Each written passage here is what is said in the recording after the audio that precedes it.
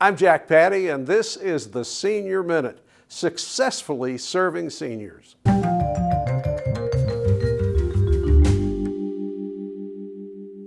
Hello everyone, I'm Councilmember Shayla Lynch and this is the Senior Minute.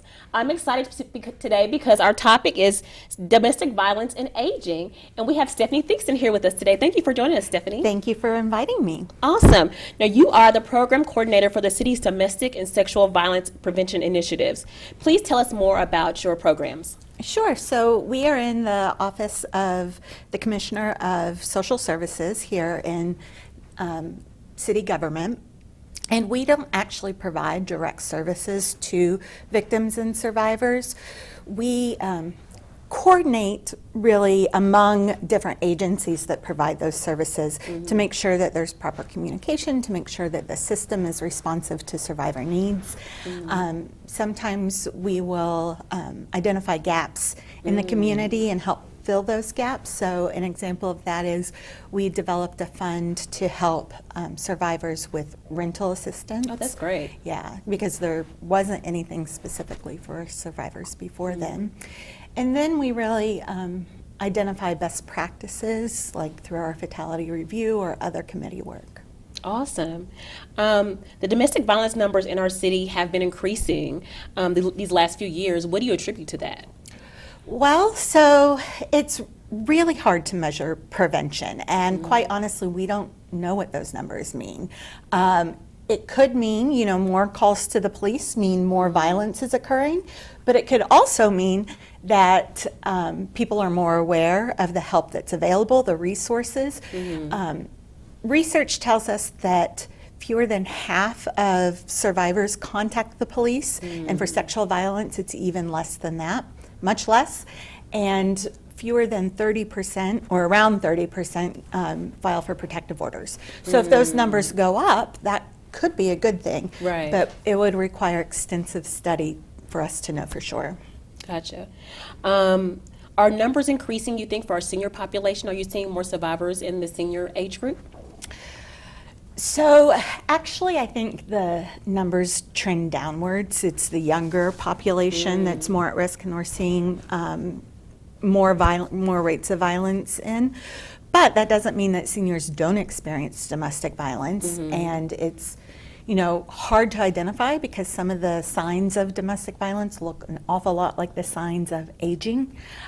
So maybe more frequent accidents, falls, but maybe it's actually someone harming them or some disassociation. So it's difficult for other people to identify in seniors. If a senior feels like they may be in a domestic violence, sexual violence situation, or maybe it's a friend or a family member, who should they call? What should they do? Well, so first of all, there's lots of people in Lexington that will believe you, that want to help you. So we have agencies like Greenhouse 17, the Nest. The Sheriff's Office provides a lot of services to survivors. They can also go get a protective order, which is a bit of an ordeal, but if they have trouble with transportation, they can contact the Sheriff's Office for help. If they aren't sure whether or not what they're experiencing is domestic violence, then they can call the national hotline or Greenhouse 17 and talk to someone about it. Just to say, this is what I'm experiencing. Do you think that it's, falls under domestic violence? Okay. Does the domestic abuser always have to be a person's spouse or partner? No, and so for seniors in particular, this is really important because it can be, so the state of Kentucky only protects people within certain relationships, but it protects abuse from children or grandchildren or siblings. So seniors can experience abuse from a lot of people, and it would still be protected under state law. Wow. Please tell our viewers about the It's Time campaign. It's something that's been quite a successful campaign here in the city, and you're the brainchild behind it. So please tell us more about It's Time. Well, it has definitely been a collective effort, but that is our citywide prevention campaign, and it's really, instead of targeting it toward survivors, we're targeting it targeting it towards the community. And so we really want the community to understand that no matter who you are or what role you're in, there's something that you can do to prevent domestic violence. And so the campaign has really tried to model what some of those actions might be.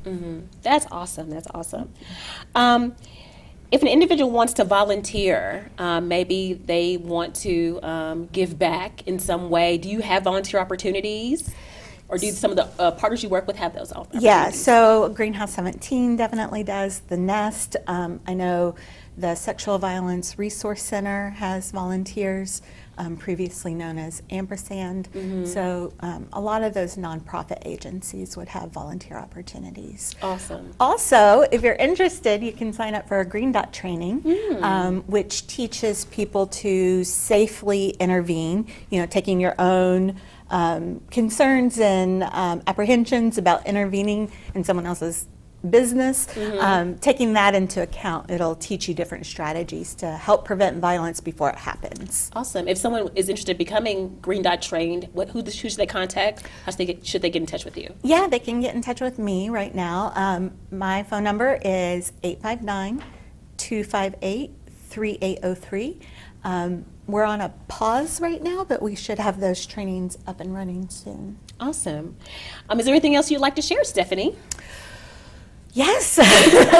So I think a lot of the time victims through all stages of life, but perhaps older victims or survivors feel a sense of shame about coming forward, or they just feel like maybe they should keep their business. But I just want to let everyone know that if someone is harming you, it is not your fault. You deserve to be safe. You deserve to be respected. There's nothing that you're doing or not doing that makes you deserve abuse.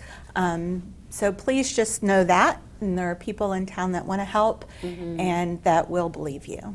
Thank you for that. So if you or someone you know could be in a domestic or sexual violence situation, please contact Greenhouse 17 or the Sexual Violence Resource Center for assistance. They will step right in. Their hotlines are open 24 hours a day, 7 days a week, so please reach out to them. Stephanie, thank you for joining us today on the Senior Minute. Thank you so much, Shayla. Of course.